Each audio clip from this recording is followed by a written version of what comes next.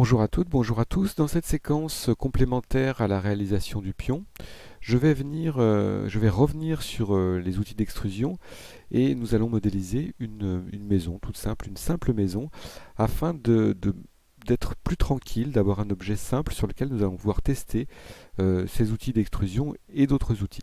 Alors, pour créer cette maison, je vais simplement faire Add Mesh Cube. Je vais repartir d'un cube. Comme vous l'avez vu, ce cube vient se placer à l'endroit du curseur 3D. Avant de le replacer au centre des axes et correctement, je vais choisir son origine. C'est une chose très importante. Donc je vais sélectionner les 4 points qui sont à la base du cube et venir déplacer ce petit pivot qui sera l'origine. Je vais le faire en deux temps, en deux étapes. Je vais d'abord placer le curseur 3D sur ces 4 points, donc menu Snap, Shift S, curseur to selected, et après barre d'espace, donc ma toolbox, je vais aller chercher une fonction qui s'appelle setOrigin, voilà, donc j'aurais pu taper simplement origine, voilà, setOrigin, et je vais demander à ce que cette origine soit positionnée sur le curseur 3D. Alors Blender m'informe que je ne peux pas le faire en mode édition, donc je vais basculer en mode objet, et je vais recommencer ma fonction, cette origine to cursor 3D. Donc voilà, mon origine est bien positionnée, et après, il ne me reste plus qu'à faire une seule chose, c'est Object, Clear, Location, et vous le voyez, mon objet se repositionne bien au centre des axes. Voilà. À présent, je ne vais pas utiliser un outil d'extrusion, je vais utiliser un outil qui s'appelle l'outil LoopCut. Alors LoopCut est un outil un peu complexe mais que je vous invite à maîtriser puisqu'il permet de faire des coupes sur un objet tant qu'un réseau d'arêtes est cohérent. Alors l'outil LoopCut s'utilise comme suit. Vous passez en mode édition, vous pouvez sélectionner ou pas tous les points et le LoopCut, vous allez le trouver soit voilà, soit dans votre boîte à outils, vous allez pouvoir l'enclencher par ici par LoopCut, ou ici LoopCut and Slide. Alors nous, ce qu'on va utiliser, c'est LoopCut and Slide. Donc c'est CTRL-R. Donc je vais simplement utiliser un CTRL-R. Alors lorsque je fais un CTRL-R, voilà ce qui se passe. Immédiatement après le CTRL-R, Blender, alors surtout ne cliquez pas, Blender me propose ici l'endroit, le réseau d'arêtes dans lequel je peux réaliser ma coupe. Donc ça, c'est sans cliquer, d'accord? Alors, il se trouve que si un triangle se situe au milieu du réseau d'arêtes, ou si, par exemple, j'ai un point qui se balade quelque part, Blender va interrompre cette coupe. Donc, j'ai bien ici, je fais mon choix, je veux rajouter des étages, donc je vais me mettre dans ce sens. Alors, il suffit de s'approcher ici du bord d'une arête. Voilà, je positionne mon curseur sur le bord d'une arête et je vais, en faisant varier la molette de la souris, pouvoir choisir ici le nombre de coupes que je vais réaliser. Donc pour l'instant, je n'ai absolument rien validé par clic gauche. Pour l'instant, c'est que des choix que me propose Blender. C'est en fait un choix de coupe interactif. Si je fais un clic droit, ou si j'appuie sur la touche ESC du clavier, l'opération est annulée. Donc CTRL-R pour le loop cut, choix de la découpe, puisque je veux faire des étages, je choisis de couper dans ce sens. Petit coup de molette, sans cliquer avec la molette, il suffit de faire jouer sur votre molette, je choisis le nombre d'étages que je vais réaliser. Là je souhaite 3 coupes, vous verrez pourquoi plus tard. Et je vais tout simplement ici par clic gauche, sélectionner cette première option. Alors rien n'est terminé, parce que j'ai fait un premier clic gauche, et là Blender me déplace le réseau d'arêtes qu'il a créé le long de la topologie. Et vous voyez, il s'arrête ici parce qu'il n'y a pas de sens. Il n'y aurait aucun sens à aller plus loin. Donc, c'est pour ça que l'outil s'appelle LoopCut, donc coupe sur des boucles, et Slide, donc glisser des coupes. Et si je fais un deuxième clic gauche, Blender va me valider cette coupe et va effectivement la réaliser. Voilà, ça c'est pour le LoopCut and Slide. Si vous n'avez pas bien compris, je vous invite à revoir plusieurs fois cette vidéo depuis le début.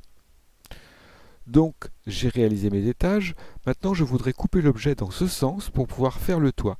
Et donc, c'est pas compliqué. Je vais simplement ici, à nouveau, utiliser ma fonction LoopCut. Donc, CTRL-R. Je vais choisir ici, en positionnant mon curseur 3D, l'arête que je veux couper. Je vais garder une seule coupe ici. Je vais faire un premier clic gauche et un deuxième tout de suite pour valider ma coupe, ce qui va me permettre ici de réaliser la pente du toit. Et je vais simplement ici aller chercher une sélection d'arête. Voilà, je mets en mode sélection d'arête, je sélectionne l'arête du dessus et je vais venir déplacer simplement ici avec le manipulateur. Voilà, l'arête qui correspond au faîtage de la maison. Alors vous l'avez remarqué, c'est un objet très simple. Sa réalisation est assez rapide, mais il faut bien comprendre comment fonctionne l'outil. Voilà, ça c'était pour la première partie de la réalisation de cet objet.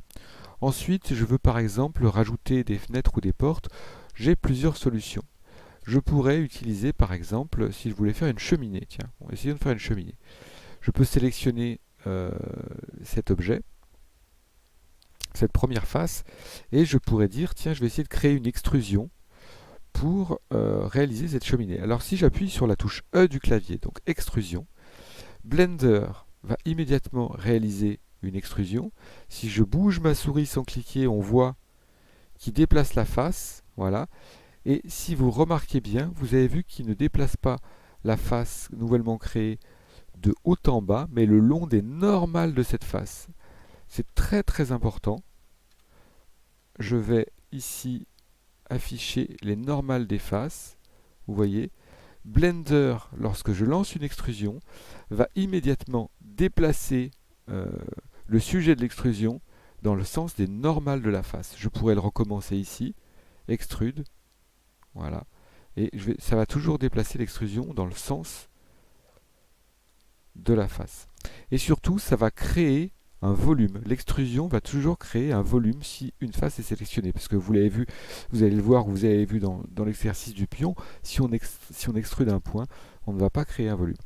Moi, je ne souhaitais pas créer de volume et je ne souhaitais pas déplacer vers le haut cet ensemble. Donc, je vais utiliser une autre fonction qui est la fonction inset. Alors, je vais revenir en arrière un petit peu, CTRL Z.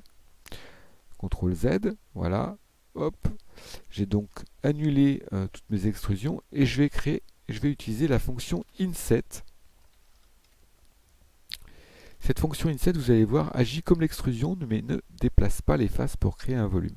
Alors cette fonction inset, on peut la trouver dans les fonctions mesh, face, et je pense qu'on doit l'avoir quelque part. Inset face, voilà, on peut l'avoir ici, ou simplement par la touche I du clavier. Alors cette fonction inset, je vais la lancer par la touche I du clavier, voilà. Si je déplace ma souris, il va me proposer de redimensionner ma face. Vous avez vu, cette fois-ci, il utilise les normales non pas pour créer un volume, mais pour rester bien sur un même plan. Et je dispose d'une boîte de dialogue ici, qui va me permettre de régler l'épaisseur de mon inset et évidemment son déplacement ici, puisqu'on pourrait agir un petit peu comme une extrusion. Donc vous voyez que c'est un outil qui est proche de l'extrusion et qui permet de garder une topologie plane. Malheureusement, vous l'avez vu, ce n'est pas possible de créer une cheminée comme ça, puisque le trou de cheminée ne serait pas placé où je le souhaite.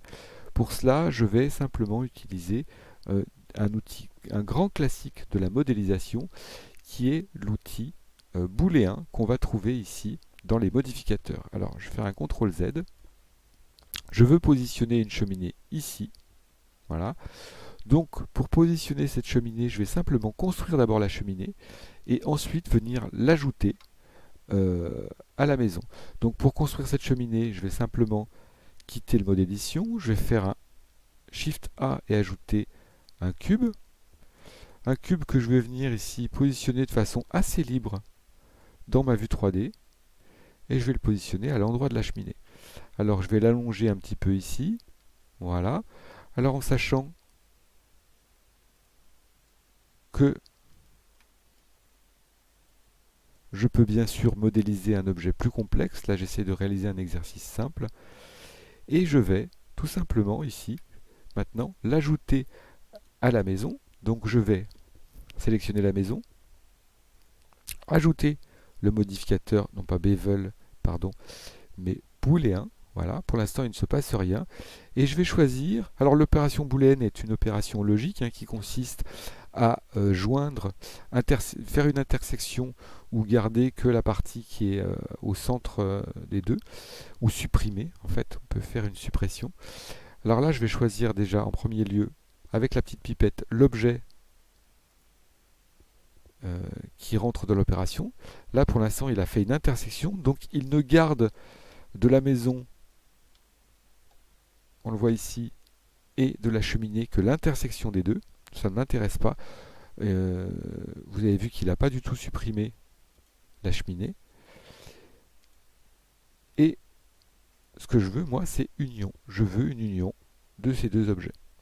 Je pourrais aussi choisir différence, ce qui permettrait de faire un trou, on le voit ici, dans le toit, ce qu'on pourra utiliser pour faire par exemple des fenêtres. Alors petite astuce, cette cheminée pour l'instant elle est sur le même calque que la maison. Je vais venir la positionner sur un calque à part. Voilà. Elle est toujours active même si elle n'est pas visible. Et vous le voyez ici, on voit bien le trou qui a été effectué par la petite cheminée dans la maison. Alors cet outil, je vais sélectionner la maison. Ce modificateur étant interactif, si je déplace la maison, évidemment, vous le voyez, Blender cherche à continuer à faire cette opération alors que l'objet qui fait la cheminée ne s'est pas déplacé. Moi, ce que je souhaite obtenir, c'est union. Donc voilà, je choisis union. Je peux garder ce modificateur tel quel, ce qui me permettra ici encore d'agir sur la taille de la cheminée, par exemple. Et je peux aussi l'appliquer. Donc je vais faire simplement Apply, ce qui m'a permis ici, voilà, maintenant je passe en mode édition. Je vais désafficher les normales. Voilà. Donc j'ai fait un apply, ce qui me permet de réaliser, d'ajouter une petite cheminée à la maison. Tout simplement. Donc cette cheminée n'a pas de trou, elle n'a pas été creusée. Je vais simplement venir la retravailler ici. Je vais faire un trou dans ma cheminée, tout simplement. Je vais réutiliser la fonction inset qu'on a utilisée précédemment. Donc inset face. Inset face. Donc je choisis inset. Je vais choisir ici 0 dans les paramètres, voilà. Et là, vous le voyez, Blender est venu me créer une petite face au centre ici de la cheminée. Et maintenant, si je veux venir continuer mon opération, il va falloir que je fasse une extrusion vers le bas. Donc touche E du clavier, extrude. Si je déplace ma souris vers le haut, il extrude vers le haut, évidemment. Et si je la déplace vers le bas, hop, et que je fais un clic gauche, il m'a bien créé une petite cheminée. Voilà. Et j'ai toujours ici, bien évidemment, l'objet qui m'a servi à faire la cheminée, que je vais pouvoir déplacer si je le souhaite, et recommencer à plusieurs endroits d'autres opérations booléennes qui vont me permettre, par exemple, de faire les portes et les fenêtres. Donc l'exercice de la semaine consistera, pour vous, à essayer de réaliser une porte ou une ou plusieurs fenêtres. Voilà. Bon courage à tous et à très bientôt.